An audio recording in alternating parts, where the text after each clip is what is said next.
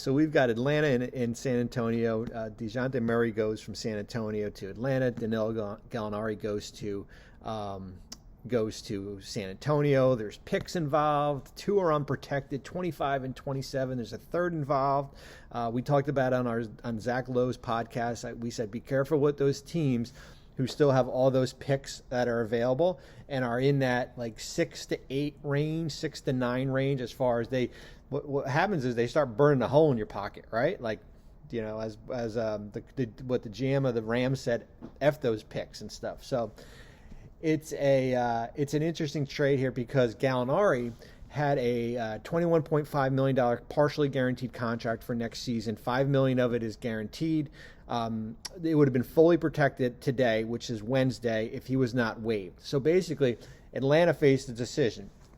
Do we just waive him and cut bait outright and go under the luxury tax, or do we see if we can maybe flip him for a player that can help now? If you waived him, you're basically a little bit below the luxury tax, and you would have been, in a situation where you just spent a lot of money on Trae Young, Kevin Huerter, John Collins. We'll see what happens with him. Clint Capella. Like, you're not in a rebuilding mode, right? You need to obtain something for Gallinari. Enter, voila, the San Antonio Spurs, right? Murray, all-star, young player, 25 years old. He goes to San Antonio. Now you've got a Young and Murray. It sounds like a law firm. A Young and Murray backcourt. Murray is, let's pull up his deal. I believe he has 2 years left on his deal. He has, I already put him in Atlanta, man. What do we got going on here, man? I'm losing my mind. So Murray has 16-5, 16-6, 17-1. Great team-friendly contract. He's extension eligible he's extension eligible, but he's not doing an extension because he's got an October 17th deadline. He'll play this contract out and become an unrestricted free agent in 2024. That's how I see it. It's such a good deal because even if you extend it off that 17-7 number, it's a low number. It's a below max number, and I think his number is going to be a max player when he gets to free agency in the summer of 2024. For Atlanta, they're at the luxury tax. They will become a luxury tax team.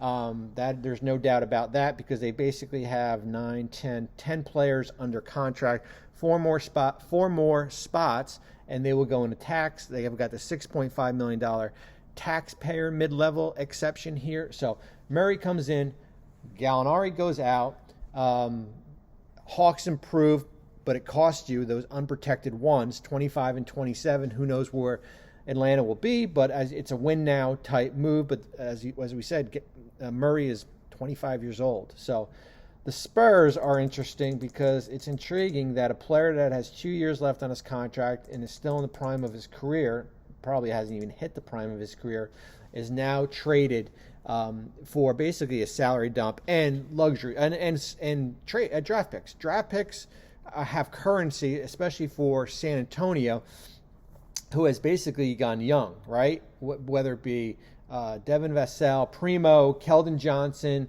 the 3 players this year, Jeremy Sohan, Malachi Branham, Blake Wesley. You are rebuilding through the draft. You've made it known. This is kind of the direction that we are going to go. In the deal, Gallinari's protection gets increased right around $11 million, so you can waive him after this trade is finalized. You would have probably somewhere in the $17, $18 million range to go out and sign a player here. That's kind of your window as far as what you're going to have, what you're going to have available. You tendered Lonnie Walker. I was going to say Lonnie Cooper, Lonnie Walker, a qualifying offer. So we'll see what happens with that. Asset building, right? I mean, that's what San Antonio is doing as far as building through the draft. Still have some money to go out and get a point guard, perhaps, in free agency. Player like maybe Tyus Jones is a good name. I don't think Ricky Rubio, guys like that, he's injured. That's kind of the scenario where I think, the priority now is certainly the point guard position. So we had the trade. We saw Denver and everyone bust my chops. Washington. I don't want to pronounce the R. The Wizards. As far as Monty Morris, Will Barton go to the Wizards. Kentavious Caldwell-Pope, Ish Smith go to Denver.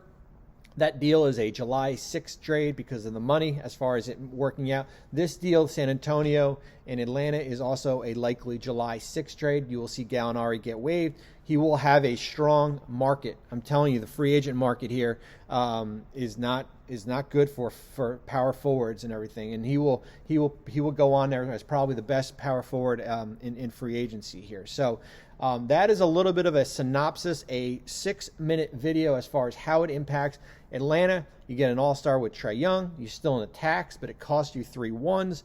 San Antonio, you clear out money, although you have to eat probably about $11 million of Gallinari's contract with that.